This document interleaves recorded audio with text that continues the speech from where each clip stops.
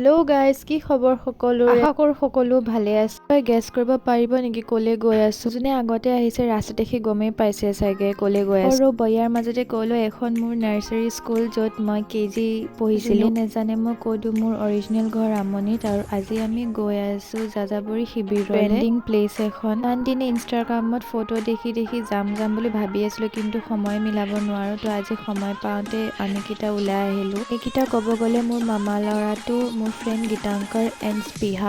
গৈ আমি পুৰণা চালনা পালোগৈ। আমি পুৰণা চালনা ৰাস্তাটোদি আহিছো, কাৰণ আমনিৰ পৰা আমলখি চালনা বজাৰ যোৱা ৰাস্তাটো খুবেই বেছি বেয়া। তো আপোনালোকে যদি আহে তেতিয়া আমনিৰ পৰা চালনা বজাৰ ফালে নগৈ পুৰণা চালনা ৰাস্তাটোদি চিধা আহিলে বহুত ধুনীয়া ৰাস্তা পাব আহিবৰ কাৰণে। এয়া আমি এতিয়া আহি পাই গলো। এইফালে চাবলগীয়া এনেকুৱা বহুত ধুনীয়া জেগা আছে, কিন্তু ৰাস্তাটো বেয়া কাৰণে মানে আহিব নোৱাৰি। হ'ব এইবোৰ বাদ দিয়ক, মেইন টপিকটোলে। আৰু ভিতৰ সোমাই ইমান এটা শান্তি পৰিৱেশ দেখি মনটো ভাল লাগি গৈছে। চাৰিওফালে গছে গছ। কোনোবাই যদি নিজৰ ডেইলি হেক্টিক লাইফটোৰ পৰা অকণমান ৰিলেক্সেশ্যন বিচাৰে তো ইয়ালে আহিব পাৰে। ধুনীয়া আৰু পিচফুল এটা এনভাইৰনমেন্ট পাব। আৰু চাৰিওফালে যে গছবোৰ দেখিছে, এইবোৰ ৰবৰ গছ হয়। ইয়াত অকণমান সময়ৰ কাৰণে আহিছিলো, কিন্তু এখন কেম্পিং ঠাই হয়। ইয়াত আপুনি ৰাতি থাকি পেলাই কেম্পিং কৰিব পাৰে। ইয়াত থকা খোৱাৰ সকলো সুবিধা তেওঁলোকে আপোনালোকক প্ৰভাইড কৰিব।